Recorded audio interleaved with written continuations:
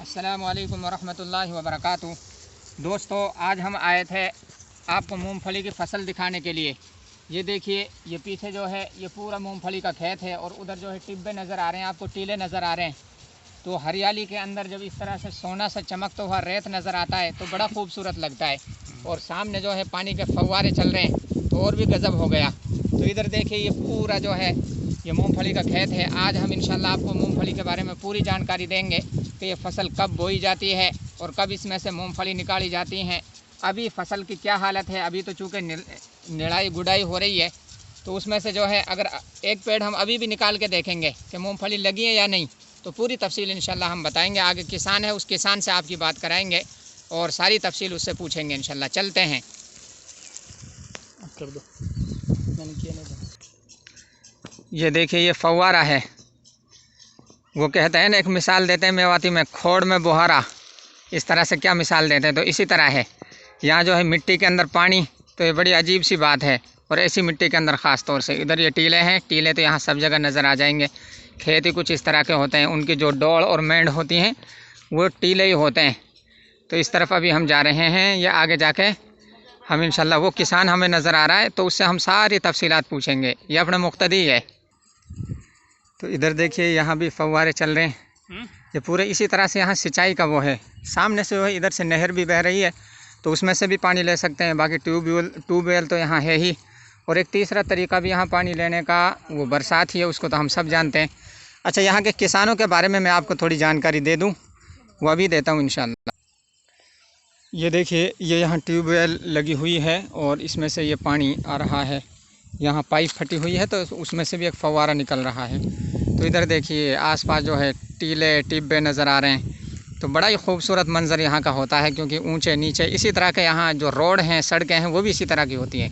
तो उनमें चलने में बड़ा मज़ा आता है।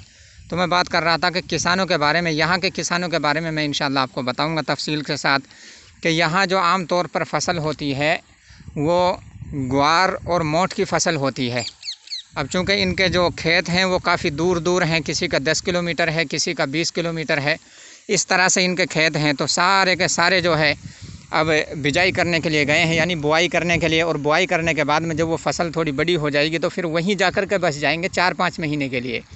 और जब तक वहाँ रहेंगे, जब तक कि वो फसल उठ ना जावे, वो दाने वगैरह निकल ना जावे, तो जब ग्वार और मोठ उठ जाएगी उसको निकाल के फिर ये वापस आएंगे अपना चारा वगैरह लेके, सारी चीज़ें लेके। क्योंकि 10, 12, 15 किलोमीटर, किसी का 20 किलोमीटर दूर है, तो इस तरह से रोज़ाना आना जाना बहुत मुश्किल है। तो ये इसी तरह से वहीं जाकर इन्होंने कच्चे मकान बनाए हुए हैं, उनको ये ढाणी बोलते हैं, उनमें जाकर के ये बस जाते हैं। पूरी सर्दियाँ इनकी वहीं पर गुजरती हैं। और एक ही फसल इस जंगल के अंदर और इस इलाके के अंदर होती है, वो बरसात की ही फसल होती है, क्योंकि पानी की कमी है, रेगिस्तान है, हम सब जानते हैं। तो किसी जगह जहाँ पानी है तो उनके अंदर जो है मूंगफली भी होती है, नरमा भी होता है। ये आगे नरमे का खेत है, ये बाजरे का खेत है। तो जहाँ पानी है वहाँ तो अच्छा इंतज़ाम है, लेकिन जहाँ पानी नहीं है तो वहाँ जो है बड़ी परेशानी है यहाँ। तो हम आपको बता रहे थे, तो किसानों की यह हालत यहाँ होती है। तो दूसरी चीज़ यह है कि ये जो है मूंगफली का पेड़ है, मूंगफली की ये सारी फसल है, इसके अंदर ये पानी दिया जा रहा है। ये देखिए, मूंगफली की फसल इस तरह का होता है, ये पेड़ जो है इस तरह का होता है। दिखने में ऐसा लगता है जैसे मेथी का पेड़ होता है ना, मेथी का, तो इसी तरह का ये पेड़ नज़र आता है, लेकिन इसके पत्ते थोड़े बड़े होते हैं। तो एक पेड़ मैं उखाड़ के देखता हूँ और उसके अंदर हम देखते हैं कि मूंगफलियाँ अभी लगी हैं कि नहीं लगी। वैसे इजाज़त तो ली नहीं है, लेकिन फिर भी उखाड़ लेते हैं, क्योंकि अपना ही मुक्तदी है, उसको तो मना ही लेंगे। तो ये मैं उखाड़ रहा हूँ।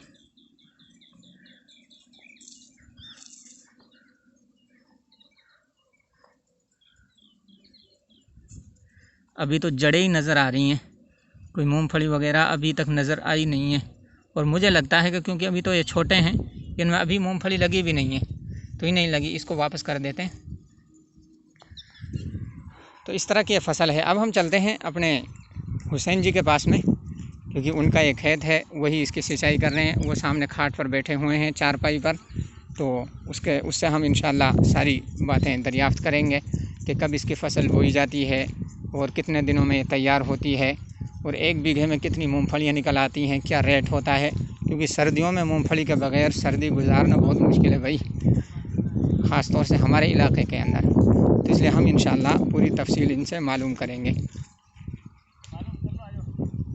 हाँ, अब लोग किसान साहब को अब हम इंशाल्लाह पूछेंगे। पहले तो आप ये बताइए कि आप किसान भाई हैं या हुसैन भाई हैं?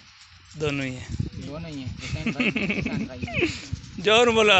इसकी जो ये मूंगफली की फसल है, तो इसकी बिजाई कब होती है? छठे महीने में। छठे महीने में इसकी बिजाई होती है। और ये फसल कितने दिनों में तैयार हो जाती है? 5 महीने में ये फसल तैयार हो जाती है। अभी मैंने एक पेड़ जो है उखाड़ के देखा था, अभी तो कुछ नहीं है उसमें। हाँ, यहाँ से आगे जो है 1.5 महीने का मतलब। अच्छा, 1.5 महीने के बाद में इसमें जो है वो मूँगफलियाँ 8वें महीने में मूँगफलियाँ इसमें लगना शुरू हो जाएंगी। यानी छोटी छोटी मूँगफलियाँ, उसके बाद में वो पक के तैयार हो जाएंगी, जो कि सर्दियों में हमारे पास पहुँचती हैं। इस तरह से ये फसल जो है तैयार होती है। 1 बीघा में कितनी पड़ती है? हाँ, पूछो पूरा। 1 बीघे में मुझे कितनी मूँगफलियाँ हो जाती हैं? बीज कितना पड़ता है? 30-35 किलो। हाँ, 30-35 किलो 1 बीघे में। बोने के लिए? बोने के लिए चाहिए होती है। हाँ। बिजाने के लिए। हाँ। हाँ, और उसमें फसल कितनी तैयार हो जाती है? नीचे में 10 क्विंटल, ऊपर में 12-13 क्विंटल। अब बोलो, अब 10 क्विंटल से लेकर के 13 क्विंटल तक इसमें जो है फसल तैयार हो जाती है। तो इसका रेट क्या होता है? 5 साढ़े 5 हज़ार। यानी हमको जो ये मूँगफलियाँ हैं हमारे इलाके में 120 रुपये किलो मिलती हैं। यहाँ जो है 50 से 55 रुपये किलो के दरमियान ये बिकती हैं। तो बड़ा आसान सौदा है भाई, बिजनेस कर सकते हैं आप भी। तो यहाँ से जो है पीकम भर के ले जाइए 50 या 55 रुपये किलो में, और वहाँ जा कर के 100 भी अगर देंगे तो इंशाल्लाह आधा नफ़ा है।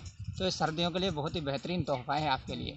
तो हमने ये बातें हमारे हुसैन भाई से मालूम की, तो बहुत अच्छी उन्होंने जानकारी दी। अब आपकी भी ज़िम्मेदारी है कि हम जो है मेहनत करके ये वीडियो बना रहे हैं, आपके लिए भेजते हैं कि किस तरह से ये तमाम तफसीलात है। इधर हो। हाँ, ये तमाम तफसीलात हम आपके लिए भेजते हैं। तो आपकी भी ज़िम्मेदारी बनती है कि आप जो है लाइक करें, शेयर करें, और अगर किसी ने सब्सक्राइब अभी तक नहीं किया है तो सब्सक्राइब भी कर लें।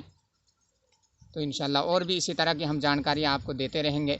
अच्छा, एक चीज़ और मैं आपको बता दूं कि हमारे एक भाई हैं नौमान भाई, उन्होंने जो दीन के लिए कुर्बानियाँ दी हैं ना, उनकी कुर्बानियाँ, हाँ, उनकी कुर्बानियाँ देख करके हमें सहाबाए किराम रज़ी अल्लाह अन्हुम की कुर्बानियाँ याद आ जाती हैं। तो इंशाल्लाह उनका मैं इंटरव्यू के लिए अलग से वीडियो बनाऊंगा, और उनकी पूरी तफसील कि किस तरह से जब वो वक्त लगाने के लिए गए और उसके बाद में उनको जो है उसके घर वालों ने निकाल दिया, उसके ससुराल वालों ने निकाल दिया, उसकी जो घरवाली है उसने भी उसको छोड़ दिया, सिर्फ दीन की तबलीग में जुड़ने की वजह से।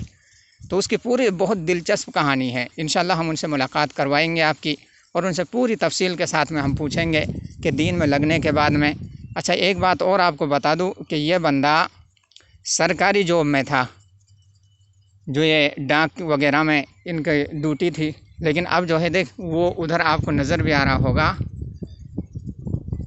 ये उधर नज़र आ रहा है। हम इंशाल्लाह इसकी पूरी तफसील के साथ में इंटरव्यू लेंगे, इससे पूछेंगे कि किस तरह से आपके घर वालों ने आपके साथ सलूक किया, पहले कैसी ज़िंदगी थी, अब कैसी है। तो जाहिर सी बात है कि एक बंदा 50,000 की नौकरी को छोड़ कर के 5,000 में यहाँ किसान के खेत में काम कर रहा है। तो मेरा भाई, इस दिन में कुछ तो है, इस दिन में कुछ तो है। तो इसकी पूरी तफसील के लिए हम इंशाल्लाह अलग से वीडियो बनाएंगे और फिर उसको अपलोड करेंगे। यह आपको फेसबुक पे जानकारी दे दी जाएगी जिस दिन वो वीडियो जो है अपलोड होगी। अभी फ़िलहाल मैं आपसे इतना ही कहना चाहूँगा कि आप जो है चैनल को सब्सक्राइब करें, लाइक करें, शेयर करें, और हमें सपोर्ट करते रहें। अगर आपका सपोर्ट मिलता रहेगा, आपके प्यार मिलता रहेगा, तो हम इंशाल्लाह इसी तरह से वीडियो बनाते रहेंगे। और अगर आप प्यार और मोहब्बत नहीं देंगे तो मेरा भाई हम भी थक के बैठ जाएंगे। तो बहुत बहुत शुक्रिया आप तमाम हज़रात का। अस्सलामु अलैकुम वरहमतुल्लाहि वबरकातुहू।